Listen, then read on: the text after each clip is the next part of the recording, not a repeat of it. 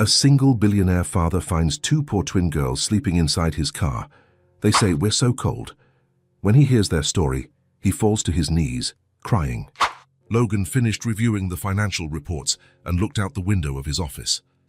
The snow had been coming down heavily for 3 hours, covering the entire city in a white blanket. Most of the employees had already left early because of the weather, but he always stayed late to make sure everything was in order at the company. It had been this way since Sarah died, working until exhaustion, coming home, having dinner with Ivy, putting her to bed and sitting in the living room until sleep came. A safe, predictable routine. Exactly what he and Ivy needed to move forward. He put the documents in the drawer and grabbed his coat. Outside, the snow was still falling in that way that makes the whole world go quiet and white. Logan went down to the ground floor and walked toward the company parking lot. The parking lot was almost empty. Only a few cars covered in snow, looking like small white mountains scattered across the asphalt. Logan walked to where he had parked his car, brushing the snow off the windshield with the sleeve of his coat. That's when he saw something strange. There were two small silhouettes in the back seat of his car, the windows fogged up on the inside. Logan stopped in mid-step. His heart began to race. What the hell? He approached slowly, his boots crunching in the fresh snow. When he got closer to the rear window, he could see better through the frosted glass. Two little girls, twins, for sure. Identical faces, tangled and dirty blonde hair, clothes that seemed too worn and shabby. One was hugging a stuffed bear, missing an ear. They were huddled close together, shivering from the cold. Logan looked around. The parking lot was completely empty. No adult waiting for them. No car with its engine running. Just the falling snow and two children in the back seat of his car. He gently tapped on the glass with his knuckles. The girls woke up startled. The one holding the bear began to cry softly, but not too loudly. The other just looked at him with big blue eyes, as if she was used to being woken by strangers. Logan opened the door slowly, careful not to scare them anymore. "Hi," he said, softening his voice. "Are you okay in there?" The one who hadn't been crying moved first. She sat up and pulled her sister closer to her. "We're so cold," she said. Her voice was small but steady, as if she felt responsible for both of them. "We lost our mother. We have nowhere to go." The words hit Logan in the chest like a punch. He knelt down to be at their level, resting one hand on the car door. "How did you get in my car?" "The door wasn't locked," the same girl replied. "We got in because it was too cold outside. We just wanted to get away from the snow." Logan looked at them more closely. Their clothes were wet and dirty. Their lips were a bit purple from the cold. They were shivering, even inside the car. The one who had been crying had stopped, but was still sniffling softly and hiding behind her sister. "Where is your mother?" The girl who had been speaking swallowed hard. Her eyes grew even bigger and sadder. She doesn't wake up anymore." The world stopped for a second. Logan felt that familiar pain tighten his chest, the same pain he felt every time he remembered Sarah in her hospital bed. Too quiet, unable to open her eyes. "How long have you been alone?" "2 days," she answered quickly, as if she'd told the story many times. "We slept in the park yesterday, under the slide. But today it was too cold and the snow didn't stop."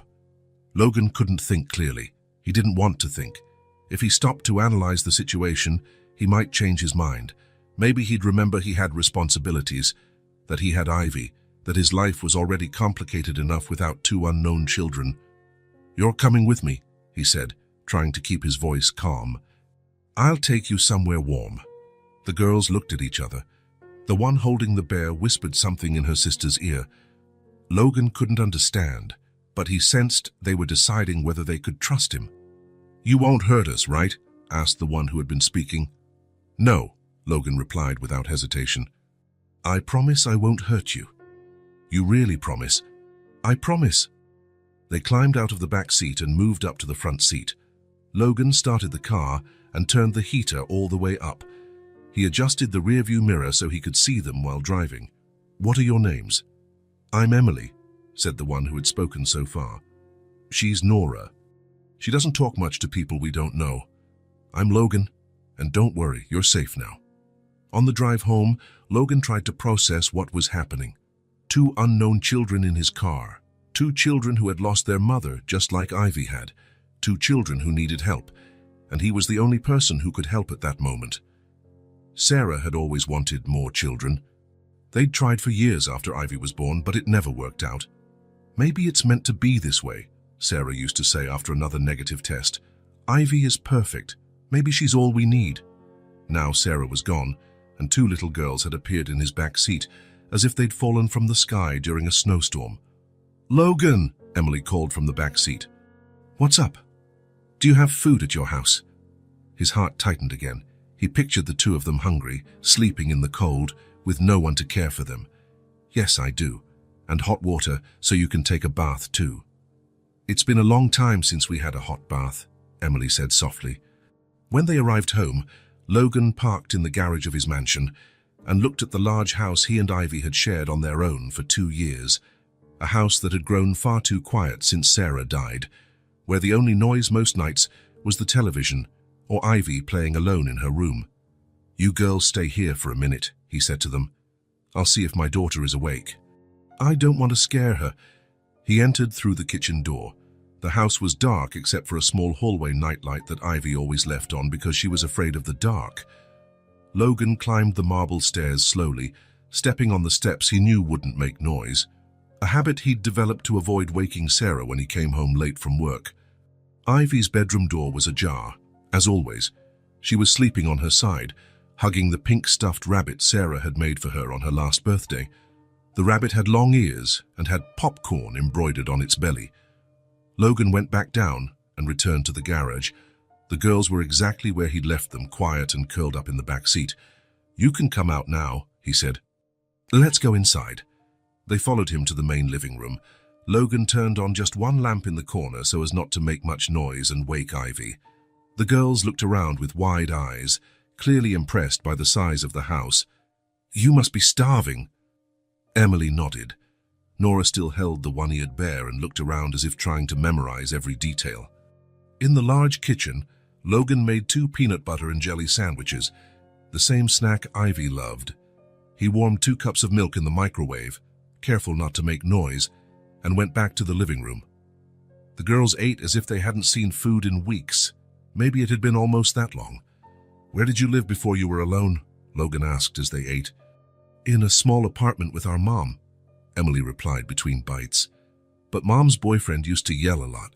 Mom got sick and he got even angrier with her." "What kind of sick?" Emily made a sad face. "She got very tired. She couldn't get out of bed. Then he would call her lazy and yell at her. We'd hide in the bedroom when he shouted." Logan felt anger rising in his chest. Kids shouldn't have to know men who yell. They shouldn't know what it's like to hide in fear inside their own home. "Where is that man now?" "I don't know. When Mom didn't wake up anymore, he said he wouldn't take care of us, that we had to fend for ourselves because he wasn't our dad." "You're safe now," Logan said, and when he said it, he realized he truly believed it. "No one will yell at you here." After they finished eating, Logan brought soft pillows and expensive blankets from the closet. He set up a cozy spot on the large living room sofa. "You can sleep here tonight," he said. "Tomorrow we'll talk more and figure out what to do." Emily lay down first and reached out for Nora to cuddle up next to her. The two of them nestled under the soft blanket, looking even smaller than they really were. "Logan," Emily called softly. "What's up?" "Thank you for not leaving us in the snow." He felt that lump in his throat that he hadn't felt in a long time, the same lump he used to feel when Sarah would hug him after a tough day and say everything would be okay. "Sleep well, girls." Logan went up to the master bedroom and lay down on the king-size bed that still felt too big without Sarah. He stared at the high ceiling, thinking of her, thinking of Ivy, thinking of the 2 little girls sleeping on the living room sofa. Something had changed in this house. He could feel it in the air, in the silence that was no longer quite so silent. Sarah's always complained that the house was too quiet. "A mansion this size needs more people," she used to say when they were still trying for another child. "This house was made for a big family, Logan. It's waiting for more life." Now there were 4 people in the house, and Logan couldn't stop thinking that maybe Sarah had something to do with all of this, that maybe she had somehow sent those 2 little girls to him. Early the next morning, Logan woke to the familiar sound of Ivy coming down the marble stairs. She always woke early on Saturdays to watch cartoons in the living room before he got up. He came down behind her and reached the living room just as Ivy stopped midway, staring at the sofa where Emily and Nora were still sleeping, cuddled together. Ivy looked at him with an expression he'd never seen before. It was surprise, confusion, and something that looked like fear mixed with anger. "Dad?" she whispered, as if she didn't want to wake the girls but needed an immediate explanation. The twins woke at the sound of her voice. Emily sat up first, rubbing her eyes. Nora stayed lying down, but opened her eyes and looked at Ivy over the stuffed bear. "Hi," Emily said to Ivy with a small, shy smile. Ivy took a step back, moving closer to Logan. "Dad, who are they? Why are they in our living room?" Logan knelt down to be at her level, placing his hands on his daughter's small shoulders. "They're Emily and Nora. They were cold and needed somewhere to sleep." But you always said that," Ivy began, but then stopped. Tears filled her eyes, which she tried to hold back. "You promised that after Mum died, it would just be the two of us. You promised—" Logan felt his stomach knot. Ivy was right. He had promised exactly that. On the night of Sarah's funeral, when Ivy asked if they would always be alone, he said yes, that it would just be the two of them against the whole world always. "Ivy, honey, you lied," she screamed, forgetting to keep her voice down. "You said it would just be the two of us." Before Logan could say anything, Ivy ran upstairs. The sound of her bedroom door slamming echoed through the entire house. Logan looked at the twins, who watched in silence. Emily had a sad expression on her face, as if she was used to not being welcome. Nora shrank even more and hid her face in the stuffed bear. "She doesn't like us," Nora said, the first thing she'd spoken since arriving in the house. "She was just surprised," Logan said, trying to sound more confident than he felt. "She didn't expect to find you here." He went up to Ivy's room and knocked gently on the door. "Ivy, let Daddy in so we can talk." "No, go away." "Sweetheart, let me explain what happened." "You promised," she yelled from the other side of the door. Her voice trembled with sobs. "After Mom died, you said it would always be just the two of us. You lied to me." Logan pressed his forehead against the wooden door. Ivy was completely right. He had promised that, on the hardest night of her life, when she asked if they would always be alone, he had said yes, that it would always be just the two of them. "Ivy, the girls don't have a family. They lost their mother, just like you did. They need help." Silence on the other side of the door. "It's only temporary," he continued, even though he wasn't sure if it was true. "Just until we figure out what to do with them. I don't want to share you with anyone." Her voice came muffled. She was probably burying her face in the pillow. "Mom is already gone. Now will you love them more than me?" "I won't love you any less, Ivy. You are my daughter." "Nothing will change that. But now you're going to have other daughters too." Logan stood there, unsure what to say. From downstairs, he could hear Emily softly talking to Nora, probably trying to calm her. For the first time since Sarah died, Logan felt he had a purpose beyond just waking up every day and moving forward. Those two little girls needed him. But Ivy needed him too, and now he had to figure out how to take care of all three without losing any of them. He went down to the living room.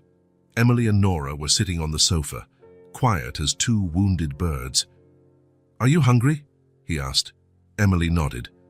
Logan went to the kitchen and decided to make pancakes, something he hadn't done since Sarah died because it was too much work for one person.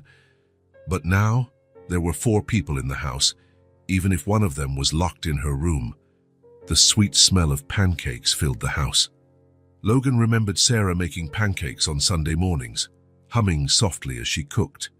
He remembered little Ivy clapping her hands on the table every time she smelled them. For the first time in a long while, Logan wasn't just surviving the day. He was doing something that felt like a real home, even though he didn't know how to explain it all to Ivy yet, even though he didn't know if he was doing the right thing. But deep in his chest, where once there was only an empty hole, Logan felt something new and warm growing, something alive, like a small flame someone had just lit. Sarah always said that life had a funny way of giving second chances when you least expect it. Looking at Emily and Nora sitting at the kitchen table, eating pancakes as if it was the best thing in the world. Logan thought maybe Sarah was right about that too. The girl's pain had awakened something inside him, something he believed was dead since he lost his wife. It was as if his heart had started beating for real, for the first time in 2 years. Upstairs, Ivy remained locked in her room. Logan respected her silence, knowing something had started to shift in the house, and he knew he needed patience for everything to fall into place. It had been 3 days since Emily and Nora arrived at the house. 3 days of Ivy eating in silence, coming downstairs only to watch TV, and running back up every time the twins came into the living room. Logan tried to keep the peace. In the morning, he took Ivy to school as usual. In the afternoon, when they came back, the girls were in the living room playing with the few toys he'd lent them, some old toy cars and a few coloring books he found in a drawer. On that Saturday morning, Logan was in the kitchen making coffee when he heard little footsteps coming down the stairs. Emily appeared first, followed by Nora, who still carried the one-eared bear everywhere. "Good morning," Emily said, already feeling more at ease in the house. "Good morning, girls. Did you sleep well?" Emily nodded. Nora just approached the table and stared at the pancakes Logan was making. "Is Logan going to give us coffee?" Nora asked softly to Emily. "Of course he is," Logan answered with a smile. "You're my guests." Ivy came down not long after, already dressed in the pink pajamas Sarah had bought for her last Christmas. She stopped at the kitchen entrance when she saw the twins sitting at the table. "Good morning, Princess," Logan said to her. Ivy didn't respond. She sat in the chair farthest from the girls, on the other side of the table, and picked at her plate without really eating. Every time Emily or Nora made any noise, she shot irritated glances their way. After breakfast, Logan went upstairs to shower. When he came down, he found the house in silence. Ivy was in the living room watching cartoons, sitting in the individual armchair far away from the sofa. Emily and Nora were nowhere to be found. "Ivy, where are the girls?" "How would I know?" she replied, without taking her eyes off the TV, her voice filled with irritation. Logan searched the house. He found the two of them in the hallway on the second floor, standing in front of Ivy's bedroom door. Emily was on tiptoe, trying to see something through the crack in the slightly open door. "What are you doing up here?" "We wanted to see her room," Emily answered honestly. "It must be very pretty." Nora nodded, hugging the bear. "We just wanted to see how it is," she said softly. Logan understood. 2 girls who had lived in a small apartment, who'd slept in the park, must be curious about a real kid's room, full of toys, books, and a bed just for one. "Do you want me to ask Ivy if she'll let you come in?" Emily shook her head quickly. "No need. We were just looking." But at that moment, quick footsteps came up the stairs. Ivy appeared in the hallway and saw the 2 girls standing outside her door. Her face turned bright red with anger. "What are you doing up here?" she asked, her voice already raised. Emily took a step back, startled by her tone. "We were just looking." "You can't come in," Ivy shouted, standing in front of her door like a guard. "It's mine." Her words came out so forcefully that Emily and Nora were frightened. Nora hid behind her sister, gripping the bear tightly. "We weren't going to enter," Emily said quickly. "We were just looking." "Well, don't look," Ivy continued, shouting. "It's my room." "My things. You can't touch anything that's mine." Logan approached slowly. "Ivy, they weren't messing with anything." "They were spying," Ivy yelled even louder. "Everything here is mine. My toys, my room, my house, my daddy." And with that, she went into her room and slammed the door so hard that the sound echoed through the house. Logan heard the key turn in the lock. Ivy had locked the door from the inside. Emily and Nora stood in the hallway, staring at the closed door. Logan saw that familiar look in their eyes, the look of someone used to being rejected. Emily took Nora's hand. "Come on, Nora, let's go downstairs." "Did we do something wrong?" Nora asked Logan softly as they went down the stairs. "No," Logan replied, his heart heavy. "You didn't do anything wrong," but he knew the words weren't enough. Emily and Nora sat on the living room sofa, quieter than usual. Nora hugged the bear, and Emily stared at her own hands. Logan went upstairs and knocked on Ivy's door. "Ivy, I need to talk to you." "I don't want to talk." "Honey, They're just kids. They were curious. I don't care. I didn't ask them to live here. I want them to go away. Logan pressed his forehead against the door. He knew Ivy had one right point. She really hadn't asked for this situation. But he also knew Emily and Nora were not to blame for anything. Ivy, you have so many toys in your room. Maybe you could lend them a few. No, they're mine. Mom bought them all for me. Just for me. And there was the real problem. Every toy, every book, every object in that room was a reminder of Sarah. To Ivy, sharing anything was like sharing her mother. Logan went down and found the girls exactly where he'd left them. Emily was trying to play with Nora, but it was obvious the two of them were sad. Girls, how about we go out for a bit? Emily looked at him, surprised. Go out where? To the city. Buy a few things. Actually, Logan had an idea. Something that might help Emily and Nora feel less like intruders and more like, well, like children who deserved to have things of their own. They left Ivy at home. She refused to unlock the door even when Logan knocked to let her know they were leaving. Emily and Nora climbed into the car, still a bit shy but clearly excited about the idea of leaving the house for a while. Logan drove to the nearby shopping mall. It was Saturday afternoon and the place was full of families shopping. Emily and Nora walked beside him, looking around with wide eyes. I've never been to a place like this, Emily commented softly. It's so big, Nora whispered. Logan took them straight to the toy store. When they walked in, the girls stopped at the entrance, impressed by the rows of shelves, the colors, and the countless toys. You can choose whatever you want, Logan said. Emily looked at him, confused. Choose what? Toys. Anything you like. But we don't have money, Emily said, as if it were obvious. Logan knelt down to be at their level. You don't need to worry about money. I want to buy something for you. The girls looked at each other as if they couldn't believe it. Anything, Nora asked. Anything. Emily took Nora's hand and the two began to walk slowly through the aisles. Logan followed, watching how they examined everything carefully, as if it were treasure. They stopped in the doll section. There were hundreds of them, big dolls, small dolls, dolls that talked, that cried, that came with clothes and accessories. Emily pointed to a simple doll with brown hair and a blue dress. That's pretty, she said to Nora.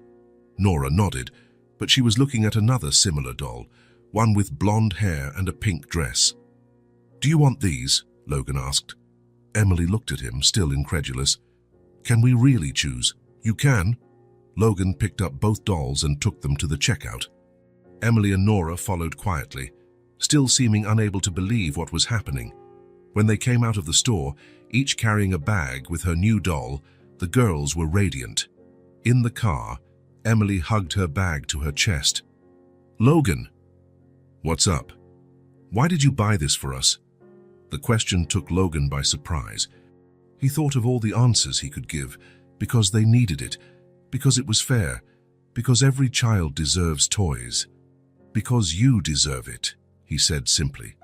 When they arrived home, Ivy was in the living room watching TV, sitting in the same single armchair, away from the sofa. She looked at the bags Emily and Nora were carrying, and Logan saw her face tighten even more. Ivy, the girls got some dolls, Logan said, trying to include her in the conversation. Ivy didn't respond. She crossed her arms and turned her face back to the TV, clearly irritated. Emily and Nora sat on the opposite side of the living room floor, far away from Ivy, and took their dolls out of the boxes. Emily pulled her doll out and hugged it.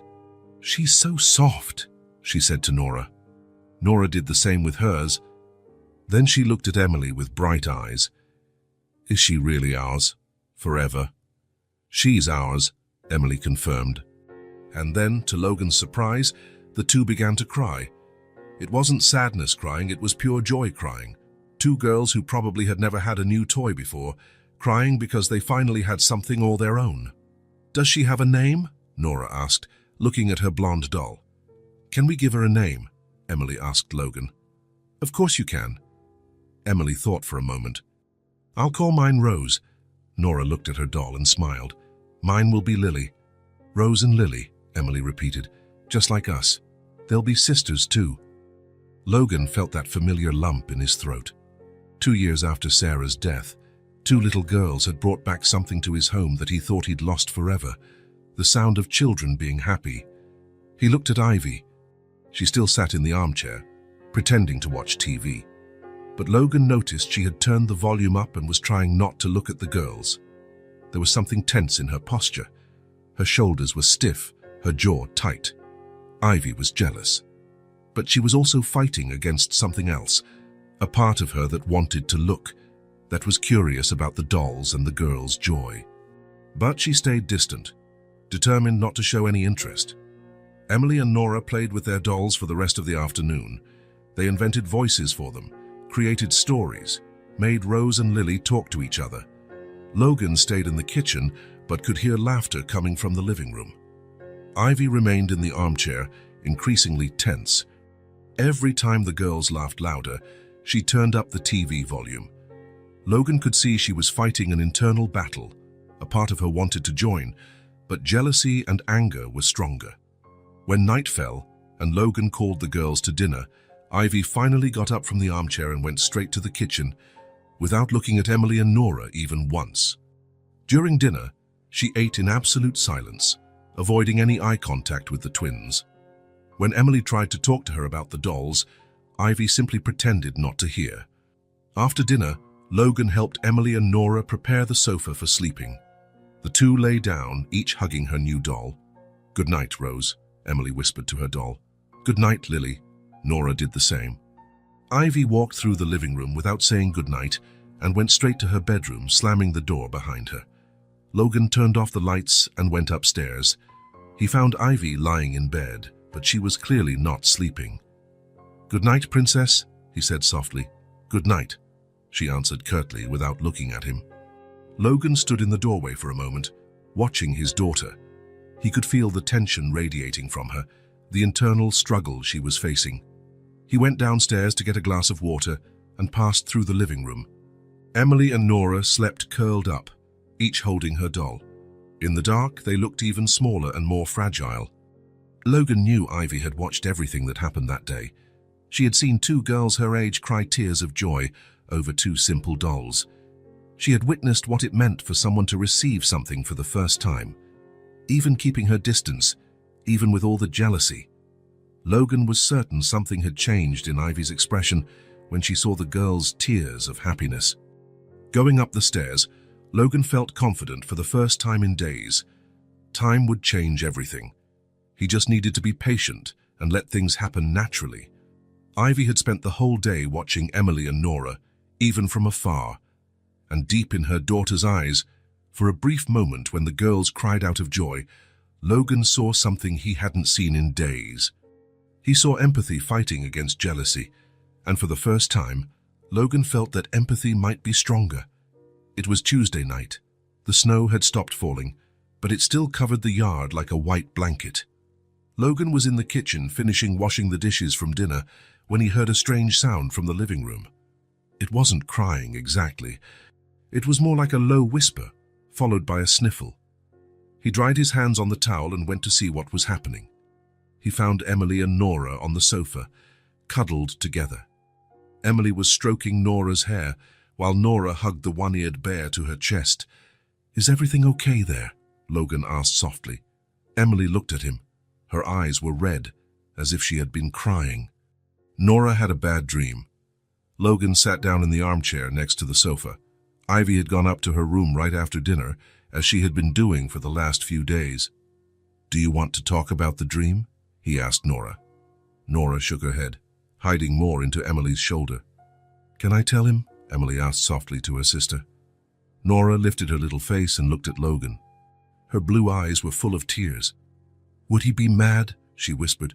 "Why would I be mad?" Logan asked, puzzled. "Because sometimes grown-ups get angry when we tell them bad things." Logan's heart tightened. What kind of life had these girls had for them to think telling the truth would make grown-ups angry? "I won't be mad," he said firmly. "So you can tell me anything." Emily took a deep breath. "Our stepfather used to yell a lot," she began. "He wasn't our real dad. Mom married him when we were very little." Logan leaned forward, giving her all his attention. At first he was nice, Emily continued. He brought us candy, but then he changed. How did he change? He started yelling at Mom. He said she did everything wrong, that the food was bad, that the house was dirty, that we made too much noise. Nora shifted in Emily's lap. He broke things, she said softly. Plates, cups. One time, he broke the bathroom mirror. Mom was scared of him, Emily continued. We saw her crying in her bedroom. She tried to hide it, but we knew. Logan felt anger growing in his chest but kept his voice calm. Did he hurt you? He asked. Emily shook her head. No. He only yelled at us. He said we were annoying, that we gave him too much trouble. But he never hit us.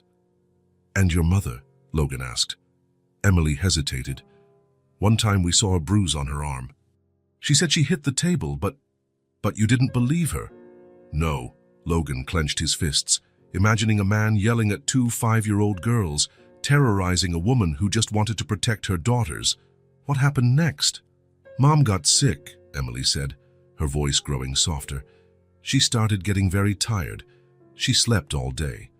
She couldn't get out of bed. He got even angrier at her because of that, Nora added. He said she was faking. One night, Mom woke us up very quietly, Emily continued. She said we had to go. She had saved some money and we were going to a better place. We left very early when he was asleep, Nora said. Mom carried 2 bags and we walked to the bus station. Logan imagined the 3 of them walking in the early morning, running away from home like refugees. Where did you go? To a small apartment on the other side of the city, Emily replied. It was just 1 bedroom and a small kitchen, but Mom said we'd be safe there. And were you? For a while, yes. Mom got a job at a diner. We stayed home alone during the day, but she always came back at night. Did you go to school? Emily shook her head. Mom said it was dangerous, that he could find us if we went to school. Logan felt his chest tighten. 2 5-year-old girls, stuck in an apartment all day, afraid of being found.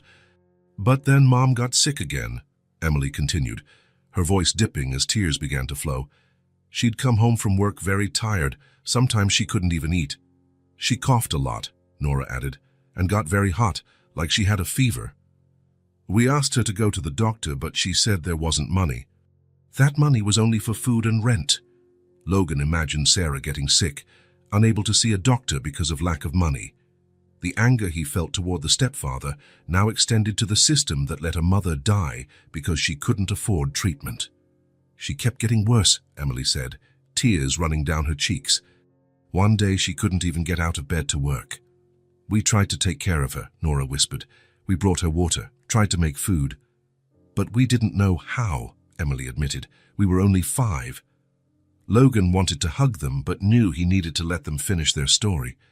She slept a lot. Sometimes she'd wake up and talk to us, but most of the time she just slept. And one day, Nora began but couldn't continue. One day she didn't wake up, Emily finished. We tried to wake her, shake her, but she wouldn't open her eyes. The living room fell silent. Logan felt tears welling in his own eyes. How long did you stay with her like that? 1 whole day, Emily replied. We didn't know what to do. We stayed waiting for her to wake up. But she wouldn't wake up, Nora whispered. Then we got scared. We left the apartment and wandered the streets. We didn't know where to go. Didn't you know anyone? Any relatives? Emily shook her head. Mom always said it was just her and us, that she didn't have family. And your biological father? We never met him. Mom said he left before we were born. Logan took a deep breath. 2 5-year-old girls, completely alone in the world. How did you survive on the streets?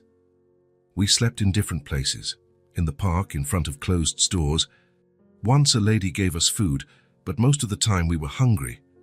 Until we found your car, Nora said. The door wasn't locked and it was warm inside. And you appeared, Emily finished. Logan was silent for a long moment, processing everything he'd heard. The story was harsher than he had imagined. 2 children who ran away from home to escape a violent man, who lost their mother due to lack of medical care, who survived alone on the streets. Emily, Nora, he said finally, I'm so sorry for what you went through. You're not going to send us away? Nora asked in a small voice. No, Logan replied without hesitation. You're not going anywhere.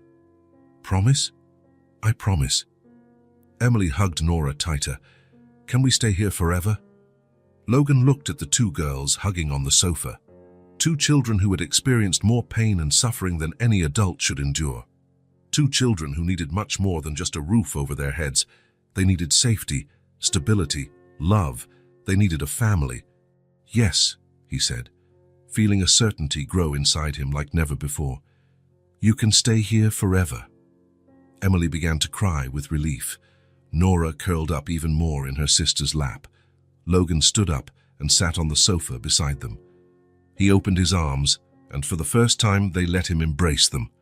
There in the silent living room, with two little girls crying in his arms, Logan felt he had found his purpose once again. Sarah always said that life puts the right people on our path when we need them most. Maybe Emily and Nora needed him, but Logan was starting to realize that he needed them too. He needed to be a father again. He needed to have a family again. The next morning, after the conversation in the living room, Logan went downstairs and found Emily and Nora already awake, sitting on the sofa. There was something different in the air, as if the story they told the night before had lifted a weight from their shoulders. Good morning, girls, Logan said, heading straight to the kitchen to make coffee. Good morning, Emily replied, and for the first time her voice sounded lighter. Nora waved her hand, still hugging the bear, but with a small smile on her face. Logan made pancakes for the three of them.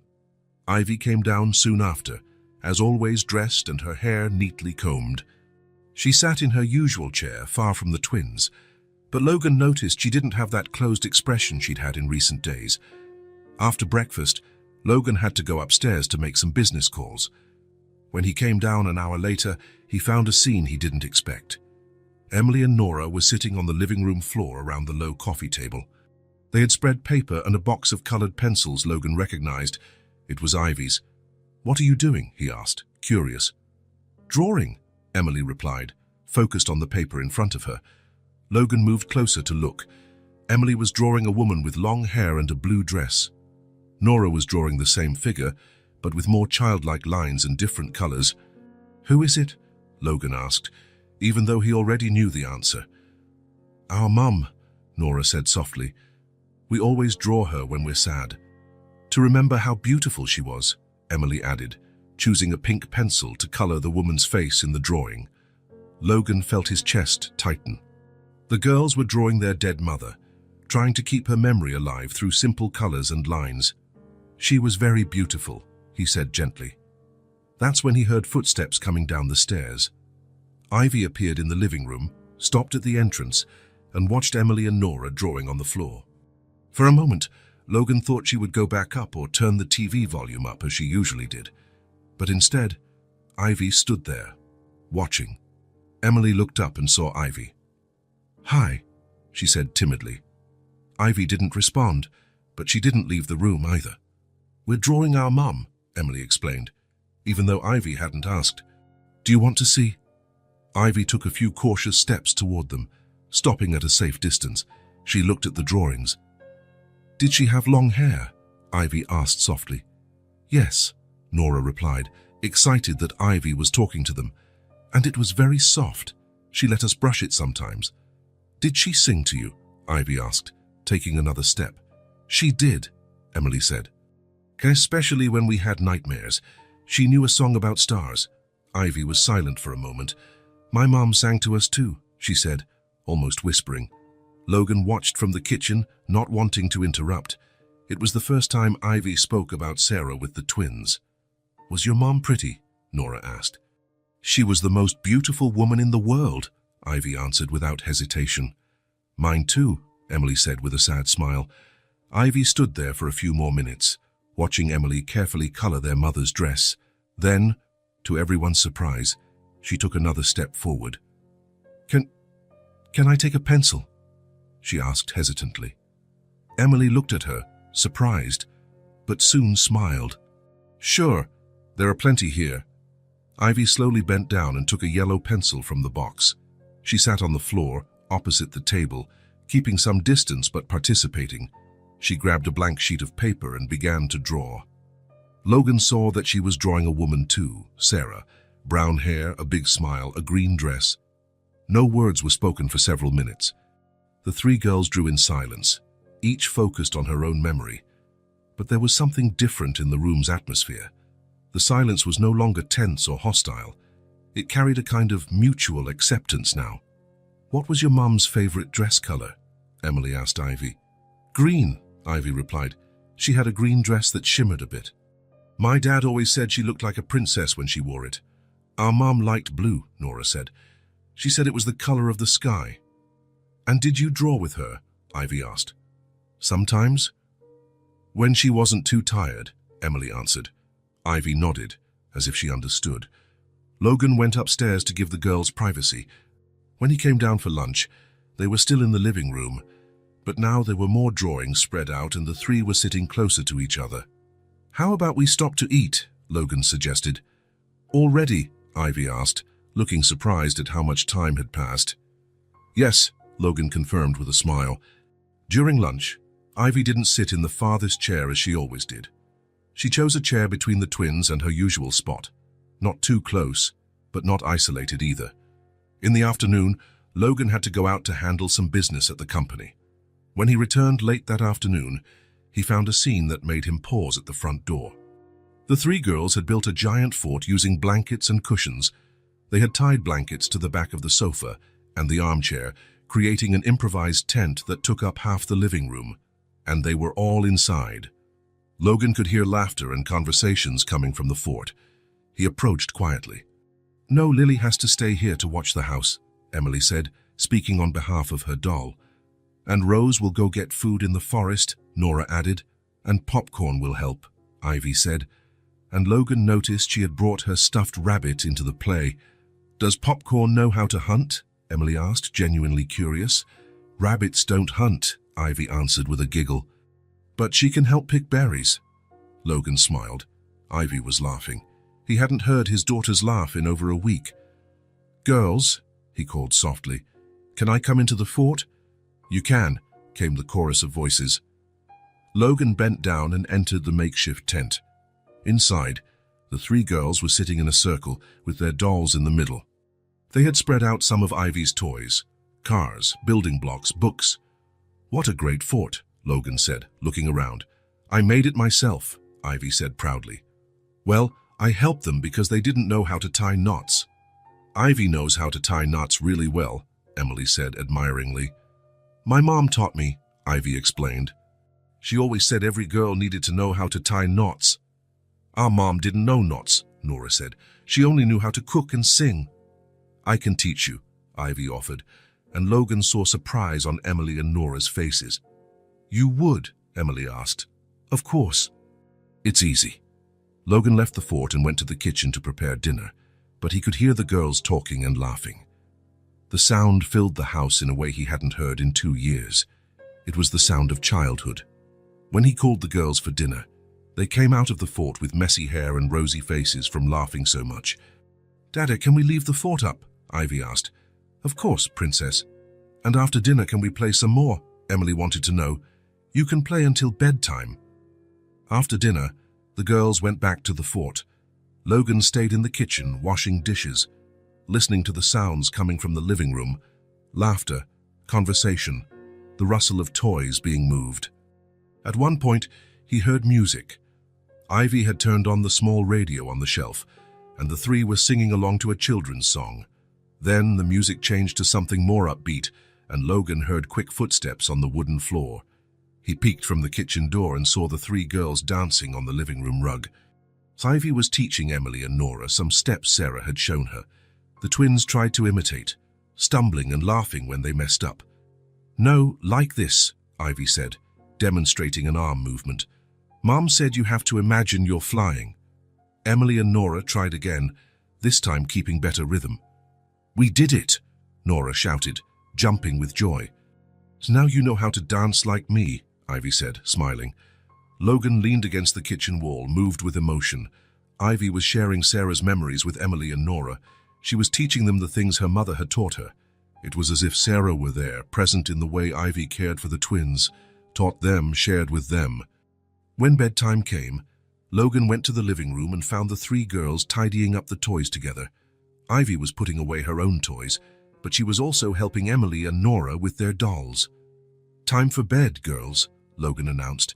"Already," the three complained in unison. "Yes, tomorrow you can play again." Emily and Nora headed to the sofa as usual. But Ivy stood in the middle of the room. "Dad," she called, "what's up, princess? Can they sleep in my room tonight?" Logan blinked, surprised. "In your room?" "Yes, on the floor. I can lend them some blankets." Emily and Nora looked at Ivy, then at Logan, then at each other, as if they couldn't believe what they were hearing. "If they want to," Logan said. "We do want to," Emily said quickly. "We do want to," Nora agreed. Ivy smiled, the first genuine smile Logan had seen on her since the twins arrived. "Then let's go. I'll show you my room." The three girls went upstairs together, talking quietly. Logan followed, carrying extra blankets. In Ivy's room, the girls made a corner on the floor for Emily and Nora to sleep. Ivy showed them her toys, her books, the clothes Sarah had sewn for her. "Did your mom make all this?" Emily asked, admiring Popcorn, the stuffed rabbit. "She did. She could sew really well." "You're lucky," Nora said. "You have so many things to remember her by." Ivy looked around her room, then at the twins. "You can play with my things," she said softly. "Whenever you want." "Really?" Emily asked. "Really? There are so many things for one person." Logan said goodnight to the three of them and went downstairs to the living room. The fort was still up, toys scattered on the floor, the radio playing softly. The house breathed childhood again. For the first time since Sarah died, Logan sat on the sofa and smiled. A genuine smile, from deep in his chest. Upstairs, he could hear the girls talking quietly before bed. Three little voices, three children who had found each other despite all the pain and loss. Ivy had spent a week building walls around her heart. But Emily and Nora, with their simple need for love and acceptance, had found a way to tear them down. Not with force or insistence, but with patience, with the silent understanding that they all had lost their mothers, that they all needed each other. Logan looked around the transformed living room and realized that Sarah had been right about the house. It had been built for a big family, and now finally it was complete. 3 weeks had passed since Emily and Nora arrived. 3 weeks of laughter filling the house, of games that went on until bedtime, of Ivy teaching the twins how to make braids and tie shoelaces. Logan was in the kitchen preparing lunch when he heard the doorbell ring. The girls were in the living room, building a castle with blocks. Ivy had lent all her building toys, and now the three were working together on increasingly elaborate projects. "Girls, can someone see who it is?" Logan called from the kitchen, stirring the marinara sauce. "I will," Ivy answered. Logan heard footsteps run to the front door, then Ivy's voice speaking to someone. "Daddy," she called. "There's a lady here who wants to talk to you." Logan turned off the stove and went to the door. He found a well-dressed middle-aged woman holding a clipboard with a serious expression on her face. "Mr. Logan Matthews?" she asked. "That's me. My name is Carol Henderson. I'm a social worker with the Child Welfare Department. I need to speak with you." Logan's stomach dropped. Ivy was next to him, looking curiously at the woman. From the living room, he could hear Emily and Nora quietly talking about where to put the next block in their castle. "What is this about?" Logan asked, trying to keep his voice calm.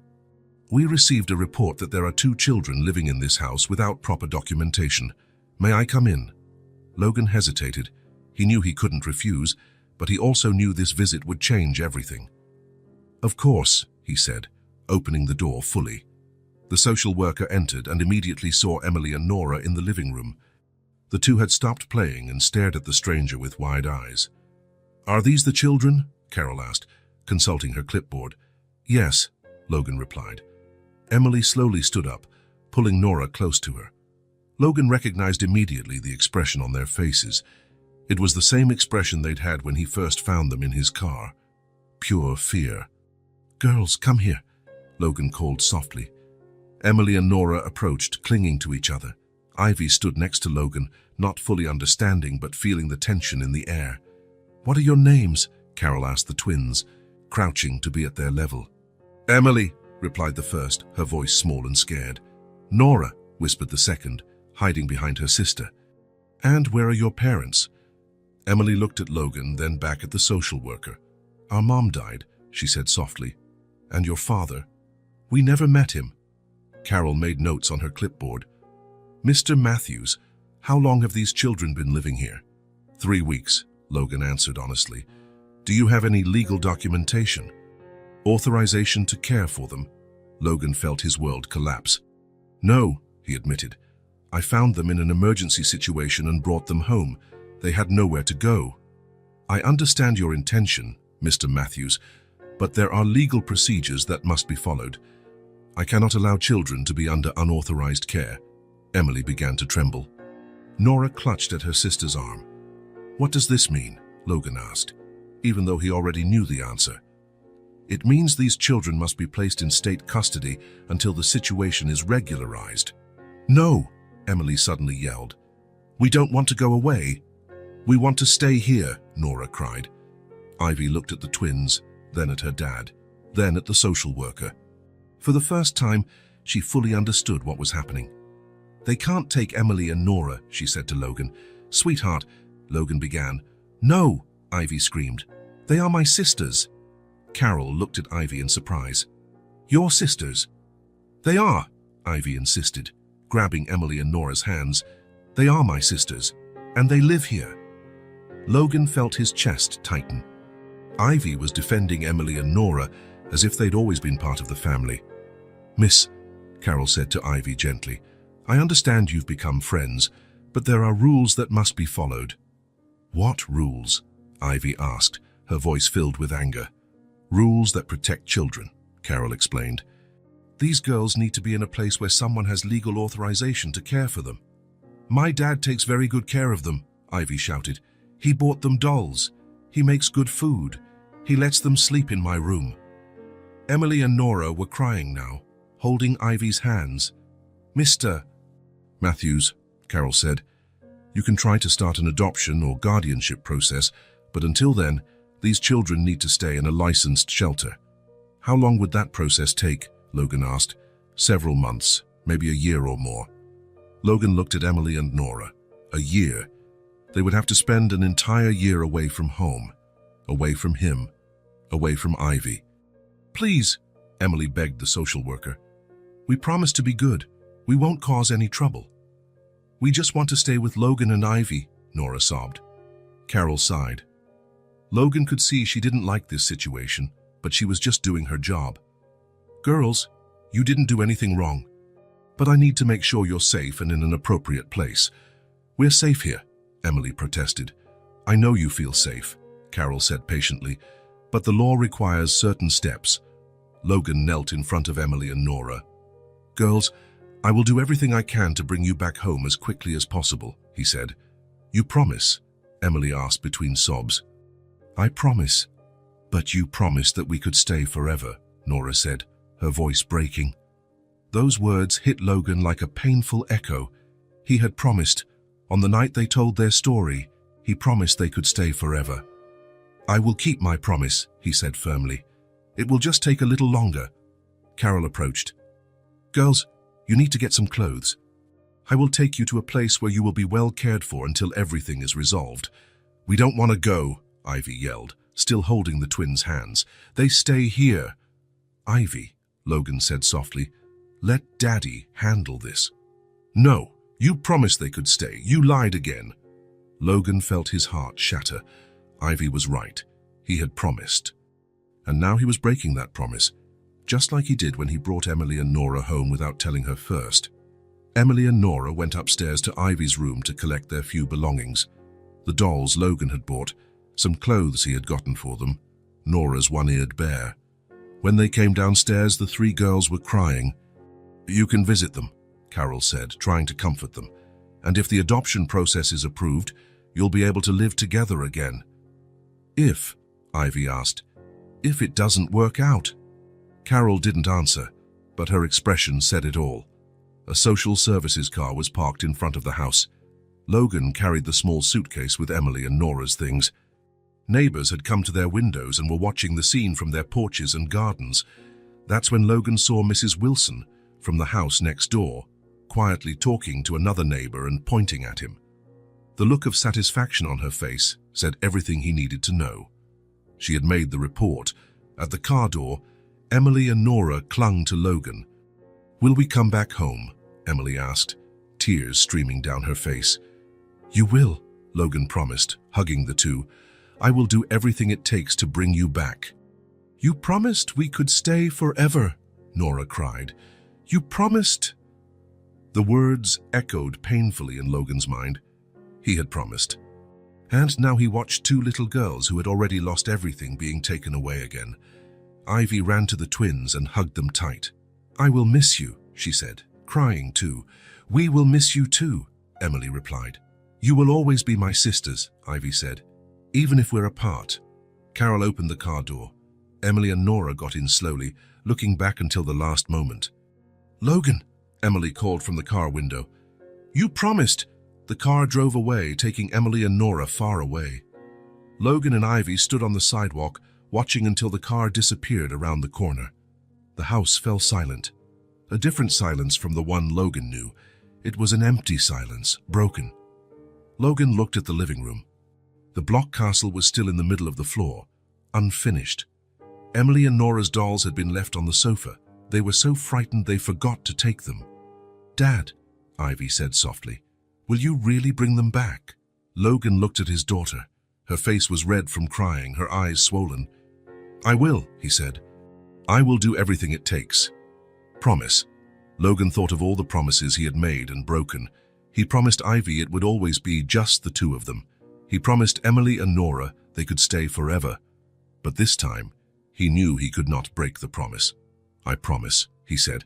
That night, the house returned to the silence Logan had known before the twins arrived. But now it was worse, because it was no longer the silence of mourning Sarah's death. It was the silence of losing two children who were still alive, but far away from home. Ivy cried in her room until she fell asleep. Logan stayed in the living room, looking at the scattered toys, at the fort still set up in the corner. The pain of mourning had returned, but in a new and cruel form. It was the pain of having a family and losing it again. But this time, Logan would not accept the loss. This time, he was going to fight. On the Monday after Emily and Nora were taken away, Logan was in lawyer David Chen's office at exactly 8 in the morning. He had spent the weekend researching, making calls, figuring out what he needed to do to bring the girls back home. "Mr. Matthews," David said, flipping through the papers Logan had brought. "You understand this is a complex and lengthy process." "I do," Logan replied. "But I'm willing to do whatever it takes. The adoption process can take 6 months to 2 years, depending on many factors." Logan felt his stomach tighten. 2 years. Emily and Nora would be away from home for 2 years. Is there a way to speed it up? "We can argue that you already have a bond with the children, and they're well adapted in your home. But the system prefers caution when it comes to child placement." David picked up a pen and began taking notes. "I'll need personal references, financial statements, medical reports, psychological evaluations. The court will want to know everything about your ability to parent these children." "Whatever you need," Logan said without hesitation. Over the next 2 weeks, Logan dedicated himself completely to the process. He gathered bank statements showing his financial stability, obtained letters of recommendation from colleagues and close friends. He underwent a detailed psychological evaluation with Dr. Rebecca Foster, who asked questions about his ability to handle children's trauma and raise 2 kids who'd been through difficult situations. "Mr. Matthews," Dr. Foster said during their second session, "why do you want to adopt Emily and Nora?" Logan thought of the question. "Because they need a family. And because we need them too." "Can you explain that better?" "After my wife died, our house became very quiet, very empty. Emily and Nora brought life back. Not just for me, but especially for Ivy. She turned into an amazing big sister." The doctor made notes. "How do you intend to handle the traumas these children carry?" "With patience, with love, and with professional help if necessary. Logan also went through interviews with social workers who visited his home, assessed living conditions, and checked if there was adequate space for 2 more children. They examined the room Logan had prepared for Emily and Nora: 2 new beds, a wardrobe, a study desk. "Mr. Matthews," said social worker Margaret Torres during the visit, "the house is certainly suitable, but I'm concerned about you being a single father to 3 children." "I've raised Ivy alone for the past 2 years," Logan responded, "and I have resources to hire help if necessary. Children need emotional stability, not just financial. They have that with me, and they have each other." Ivy was struggling during this entire process. Since the twins were taken away, she barely ate, didn't play, and spent hours staring out the window as if she expected them to appear on the sidewalk. "Dad," she said one morning as she poked at her cereal without eating, "are the girls okay at the shelter?" "I'm sure they are, Princess." "Do they miss us?" Logan knelt beside her chair. "They miss the 2 of us a lot, just as much as we miss them." "When will they come back?" "I'm doing everything I can to make it as soon as possible." Ivy was silent for a moment. "Dad, can I help in any way?" Logan looked at his daughter. In recent days, she had grown up by years. The girl who cried because she had to share their father's attention was now desperate to bring her sisters back home.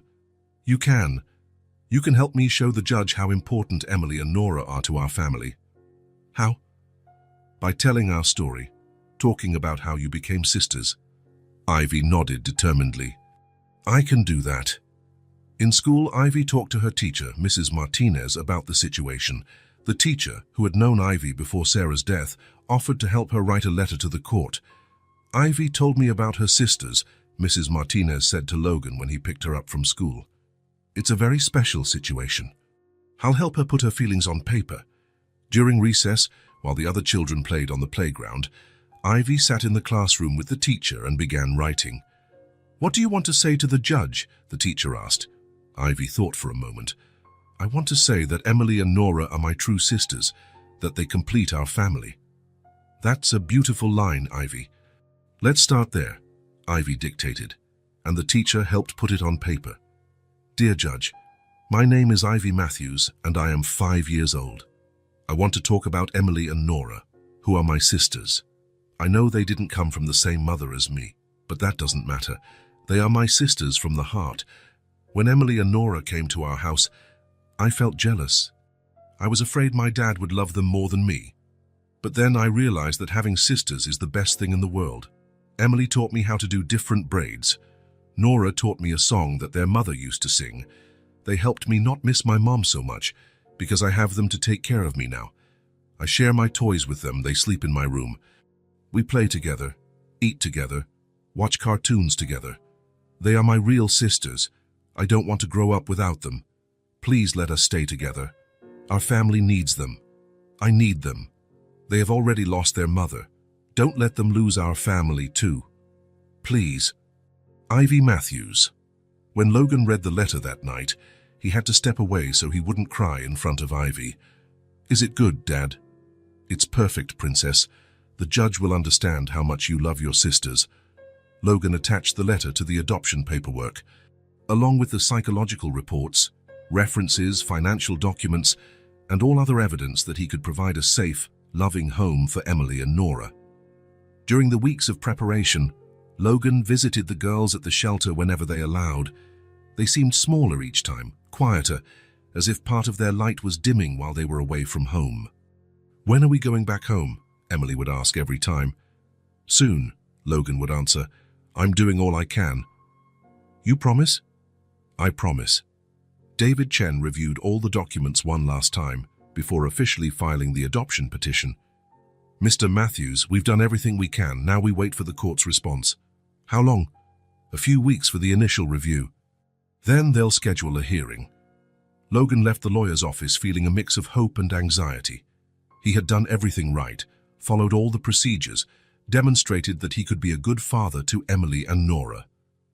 Now it was up to the legal system to agree with what his heart already knew, that those 2 girls belonged in his family. That night, Ivy asked, "Dad, will the judge let Emily and Nora come back home?" Logan looked at the letter she had written, still on the kitchen table. "I think so, Princess. I think when the judge reads your letter, she'll understand that the three of you are a real family." Ivy smiled for the first time in weeks. "I hope so. I missed my sisters so much." Logan missed them too. The house felt too quiet, too empty without Emily and Nora. But he had fought with every tool he had.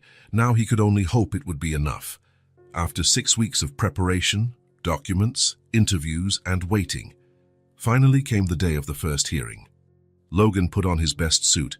Ivy wore the blue dress Sarah had bought for her, and they went to the courthouse. David Chen met them at the entrance. "Are you ready?" he asked. "Ready," Logan replied, holding Ivy's hand. The courtroom was smaller than Logan expected. Judge Patricia Williams, a woman with gray hair and a serious expression, presided behind a high bench. Emily and Nora sat in the front row with Carol Henderson, the social worker. When the twins saw Logan and Ivy enter, their faces lit up. "Logan," Emily whispered, waving. "Ivy." Nora tried to stand, but Carol made her sit down again. Logan waved back, his heart aching. Emily and Nora looked smaller, thinner. They wore clothes that weren't theirs, generic shelter outfits. The hearing began. David Chen presented Logan's case, spoke about his financial stability, his capacity to parent, and the bond already established with the girls.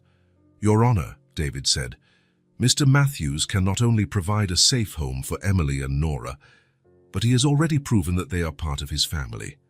His daughter, Ivy, considers them her sisters." The judge looked at Ivy. "Ivy, could you come forward?" Ivy stood and walked to the front. Logan saw she was nervous but determined. "Ivy, do you want Emily and Nora to live with you?" "Yes, Your Honor," she replied. "And why?"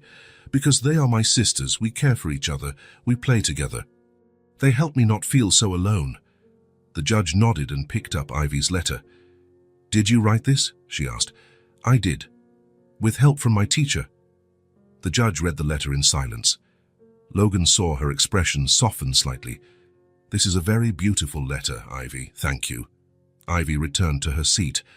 The judge began flipping through the documents when the courtroom door opened. A man entered. Tall, thin, disheveled hair, wrinkled clothes. He wasn't wearing a suit and had no lawyer. He had an arrogant look and a crooked smile. Emily and Nora shrank in their seats. Logan saw terror in their eyes. "Sorry I'm late," the man said loudly and disrespectfully. "I came to pick up what's mine." The judge frowned. "And who are you?" "I'm Rick Santos, stepfather of these girls, ex-husband of their mother." Logan felt anger boil in his chest like lava. This was the man who had terrorized Emily, Nora, and their mother. The man who abandoned them when their mom died. "Mr. Santos," the judge said coldly, "you weren't listed as an interested party in this case." "Well, I'm here now," Rick said, plopping into a chair, "and I want my stepdaughters back." Emily began to tremble. Nora jumped up from her chair and ran to Ivy, hiding behind her. "They're my sisters," Ivy said loudly, looking directly at Rick. "They stay with me."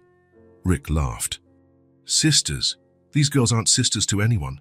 They're orphans, and I'm the closest relative they have." Logan felt his blood boil. "Sir, you abandoned these children when their mother died," Logan said, standing up. "I didn't abandon anyone," Rick retorted. "I just needed time to process my wife's death." 6 months, David Chen interjected. "You needed 6 months to process," the judge rapped her gavel.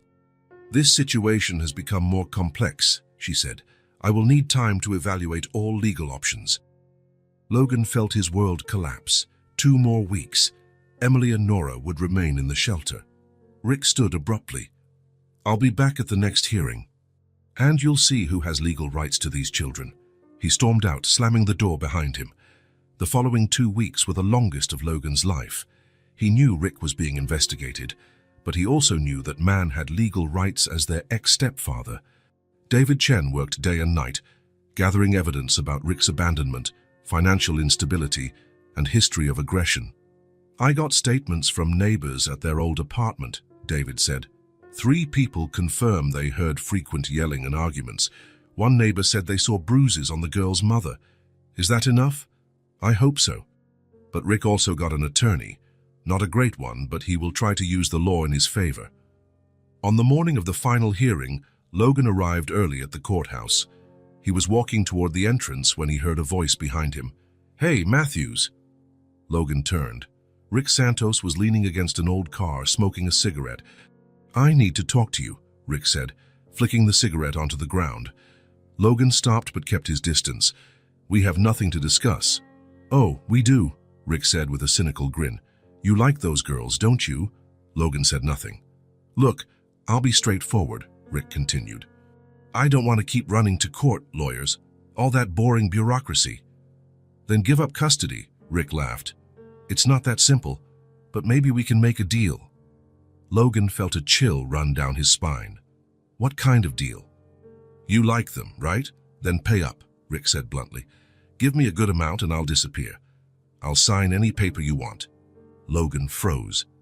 The man was trying to sell Emily and Nora. "Give me 50,000 and I'll be gone forever," Rick continued. "I don't even want them. They were always a burden." Logan was in absolute shock. How could someone speak of 2 children like that? How could someone be so cruel?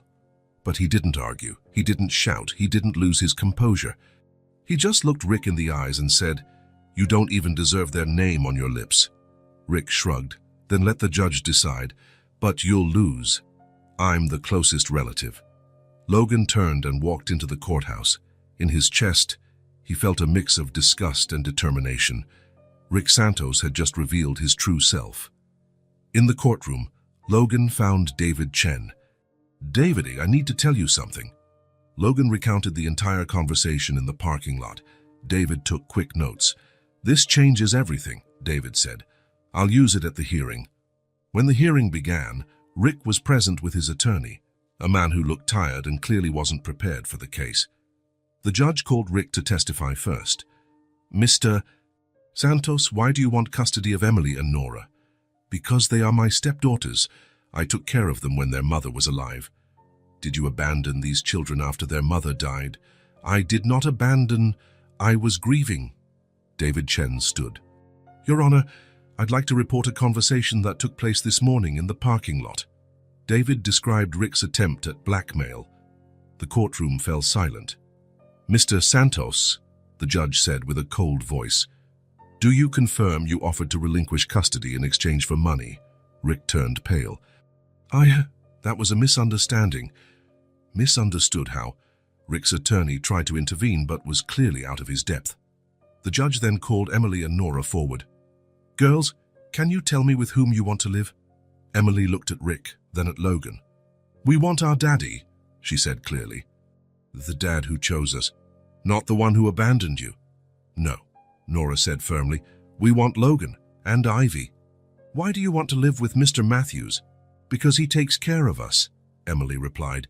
"He makes good food, buys toys, lets us play. He hugs us when we're sad." "And Mr. Santos, do you want to live with him?" Both shook their heads vigorously. "He's mean," Nora said. "He made Mom cry." The judge looked at Rick with contempt, then at Logan. "Mr. Matthews, please come forward." Logan stood up. "Do you want to adopt Emily and Nora?" "I do, Your Honor." "Why?" "Because they are my daughters, not on paper, but in my heart, and because they deserve a family that loves them unconditionally." The judge remained silent for a long moment, studying the documents before her. "Considering all factors presented," she said finally, "especially Mr. Santos's demonstrated abandonment, his inappropriate attempt at blackmail, and the clear wishes of the children." Logan held his breath. "I grant the adoption of Emily and Nora Matthews to Mr. Logan Matthews." The courtroom erupted in silent applause. Logan felt tears welling in his eyes. Ivy screamed with joy. Emily and Nora ran to him. "It's official," Emily asked, hugging Logan. "It's official," he replied. "You are my daughters now." Rick stood abruptly and left the room without a word. Logan hugged the 3 girls, his 3 daughters, in the middle of the courtroom. Ivy was crying tears of happiness. Emily and Nora clung to him as if they would never let go. "Can we go home now?" Nora asked. "We can go home," Logan confirmed. Finally, after months of struggle, they were safe. They were a family. 6 months after the final hearing, Logan woke up on the first day of school for the girls with a feeling he hadn't had in years: complete peace. The house had been full of life since Emily and Nora returned for good.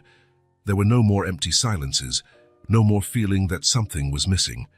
The mansion finally breathed, as Sarah always said it should breathe, like a home for a big family. "Daddy!" Ivy screamed from upstairs. "Emily can't find her backpack." "It's in my room," Logan called back, smiling as he prepared 3 lunchboxes in the kitchen. 3 lunchboxes, something so simple that made him happy every day. Emily ran into the kitchen, already dressed in her school uniform, a white blouse and a navy blue skirt, high white socks. Her blonde hair was tied in 2 braids that Ivy had taught her to do. "I found it," she said, waving a new backpack, pink with gold stars, chosen by her in the store. "Great. Where's your sister?" Emily smiled every time Logan referred to Nora as your sister. Even after months, she still got emotional about being part of a real family. "Nora is trying to decide which doll to take to school," Emily answered, grabbing an apple from the fruit bowl. "And Ivy? She's brushing her teeth. She said she wants to be perfect for her first day as an official big sister." Logan laughed. Ivy took her role as big sister very seriously. She had become protective and caring with Emily and Nora, always making sure they had what they needed. Nora came downstairs running, also in uniform, carrying her one-eared bear in her hand. "Daddy, can I take Brownie to school?" Logan knelt to be at her level. Nora had started calling him Daddy naturally, a few weeks after coming home. Emily still switched between Logan and Daddy, but Logan didn't pressure her. She'd say it when she felt ready. "How about leaving Brownie at home to take care of your other dolls?" Logan suggested. "They'll miss him." Nora thought seriously about the idea. "That's true. Lily gets sad when she's alone." "Exactly. And you'll be so busy making new friends you won't have time to play with him." "All right," Nora agreed, kissing the bear. "Stay home, Brownie. See you after school." Ivy came down, impeccable as always. Her hair was perfectly styled, her uniform neat, her backpack organized. "Good morning, family," she said solemnly. "Good morning, big sister," Emily replied teasingly. Ivy smiled. She loved when Emily and Nora called her big sister. "Are you two ready? Are you sure you didn't forget anything?" Emily and Nora checked their backpacks for the 3rd time. "Ready," they said in unison. Logan finished preparing the lunchboxes and gave one to each girl. Ivy's lunch: turkey and cheese sandwich, apple, chocolate cookies. "Thank you, Daddy." Ivy's lunch, Logan's lunch. Go ahead," Emily said, then corrected herself. "Thank you, Daddy." Logan smiled. She was getting there. "And Emily's lunch: peanut butter and jelly sandwich, grapes, blueberry muffin." "Thank you, Logan," Emily said, then quickly added, "Thank you, Daddy." Logan laughed. She was getting the hang of it. "And Nora's lunch: cheese sandwich, strawberries, oatmeal cookies." "Thank you, Daddy. You're the best daddy in the world." "I am," Logan asked, feigning surprise. "You are," all 3 replied together. In the car, the girls chatted excitedly about their first day of school. Ivy already knew the school, so she was explaining to Emily and Nora how everything worked. "Our teacher is Mrs. Martinez. She's really nice," Ivy said. "And there's a huge library with millions of books." "Millions? Really?" Nora asked, impressed. "Well, maybe not millions, but a lot." "Will there be other kids our age?" Emily asked. "Yes, and you'll make friends in no time." Logan watched them in the rearview mirror. 6 months ago, Ivy was jealous of sharing his attention. Now she was the biggest advocate for her sisters. When they arrived at the school, Logan parked and turned to the girls. "Ready for the big day?" "We're ready," they shouted.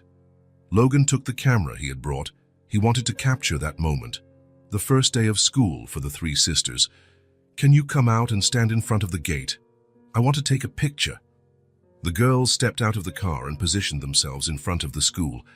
Logan looked through the camera lens and saw 3 radiant girls, in uniform, with colorful backpacks, big smiles on their faces. "First day of school for the 3 sisters," Logan said, clicking the photo. At the moment he said those words, the 3 spontaneously hugged each other. Ivy in the middle, Emily and Nora on either side. They laughed, swayed, and made faces at the camera. Logan took several photos, but he knew that the first one would be special forever. "Now you can go," he said. "Have fun." The three ran toward the gate, holding hands.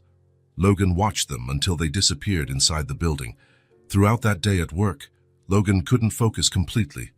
He kept thinking about how Emily and Nora were doing, if they were making friends, if they were happy. When it was time to pick them up, he arrived at the school 15 minutes early. The three girls emerged together, chatting animatedly. "Daddy!" Nora shouted, running to him. "School is amazing." "Did you make friends?" Logan asked, lifting her onto his hip. "I did. There's Sophia, Anna, and Pedro. They're so nice." "And you, Emily?" "I made friends too. And the teacher said I draw really well." "Of course you draw well. You've always drawn well." Ivy approached with a proud smile. "Daddy, my sisters were the most popular kids in class today." "Were they?" "Yes. Everyone wanted to be friends with them. And when someone asked if we were real sisters, I said yes."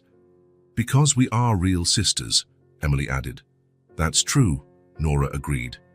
On the drive home, the girls told every detail of their day, the games at recess, the lessons they learned, the new friends they made. "Daddy," Ivy said suddenly, "can you teach us to make that special dinner tonight? To celebrate our first day." "What special dinner?" "The one you used to make for Mom on birthdays, with pasta and red sauce." Logan felt a twinge in his chest. Ivy rarely spoke about Sarah, but when she did, it was always with affection. "Of course, Princess. Let's make Mom's special dinner." At home, the four of them went to the kitchen. Logan taught the girls how to make the tomato sauce Sarah loved, explained how to season the pasta, how to know when it was just right.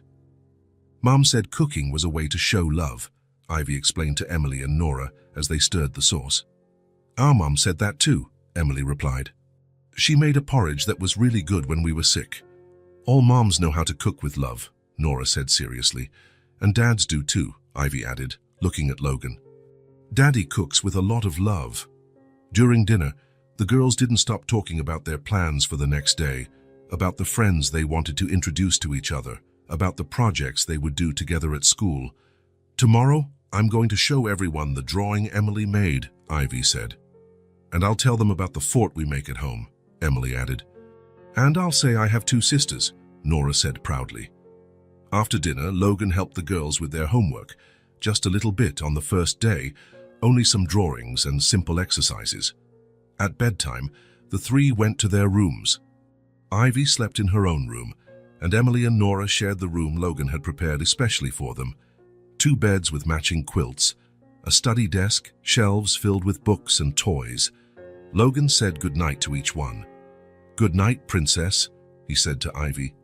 "How was being a big sister today?" "It was amazing, Daddy. I like taking care of them. You're a wonderful big sister. Daddy, what's up? Do you think Mom would like my sisters?" Logan sat on the edge of her bed. "I'm sure she would. Mom always wanted you to have siblings. Then she's happy up in heaven." "She's very happy." Ivy smiled and snuggled into her pillow. "Good night, Daddy." "Good night, my love." In Emily and Nora's room, Logan found the two talking quietly in their beds. "What are you talking about?" he asked. "About how nice our first day was," Emily answered. "And how lucky we are to have a family," Nora added. Logan sat between the 2 beds. "You think you're lucky?" "We do," Emily said. "Because we have you, Ivy, this house, our new school, and because we don't have to be afraid anymore," Nora finished. "You will never have to be afraid again," Logan promised. "You're home now." "Forever?" Emily asked. "Forever?" After he said goodnight to them, Logan went downstairs to the living room. He looked around the house that was now truly alive. Toys scattered, drawings pinned to the fridge, 3 school backpacks by the front door. There was something new on the living room wall that hadn't been there that morning, a framed drawing the girls had made together. 4 people holding hands, surrounded by hearts and stars. Underneath, written in big, colorful letters, "Our family." Logan sat on the sofa and looked at the drawing. 4 people, him, Ivy, Emily, and Nora. A complete family. He thought of everything that had happened since that snowy night when he found two little girls sleeping in his car. He thought of Ivy's initial resistance, of the legal battle, of the moments of fear when he thought he might lose Emily and Nora. But mostly, he thought of how love had grown naturally among them, how Ivy had turned from a jealous girl into a protective big sister, how Emily and Nora had gone from frightened children to confident, happy girls, how he himself had rediscovered the joy of being a father. Logan looked at the photo of the first day of school he had developed and placed on the table. 3 girls in uniform, hugging, smiling at the camera. His 3 daughters. He picked up the phone and called David Chen. "David, this is Logan." "Logan, how was the girls' first day of school?" "Perfect. They're radiant. That's wonderful. How are the final adoption papers?" "All signed and filed. Emily and Nora Matthews are officially my daughters." "That's such great news, Logan. You all deserve this happiness." "David, I wanted to thank you for everything." "I just did my job." "No, you did much more than that. You fought for a family." After hanging up, Logan stayed in the living room a while longer, just enjoying the silence that was now not empty, but full of love and peace. He remembered Sarah saying that life had a funny way of giving second chances when you least expect it. She was right. Emily and Nora were not just a second chance for him. They were a second chance for the whole family, for Ivy to learn to be a sister, for the house to be a home again, for Logan to rediscover that his heart could still grow. He went upstairs to his bedroom and, before falling asleep, looked out the window at the street where it all began, where 2 little girls in desperate need of help found shelter in the back seat of his car. Now they slept safely in their own beds, in their own home as part of their own family. Logan smiled in the darkness. "I didn't buy their love," he whispered to himself. "It found me and transformed me." And for the first time in years, Logan slept with his heart completely at peace, knowing he would wake up the next day in a house filled with life, love, and laughter. In a house that was finally a complete home. If this story touched your heart, subscribe to the channel and turn on notifications so you don't miss the next ones. Leave a like because it helps this story get recommended to more people. See you in the next story.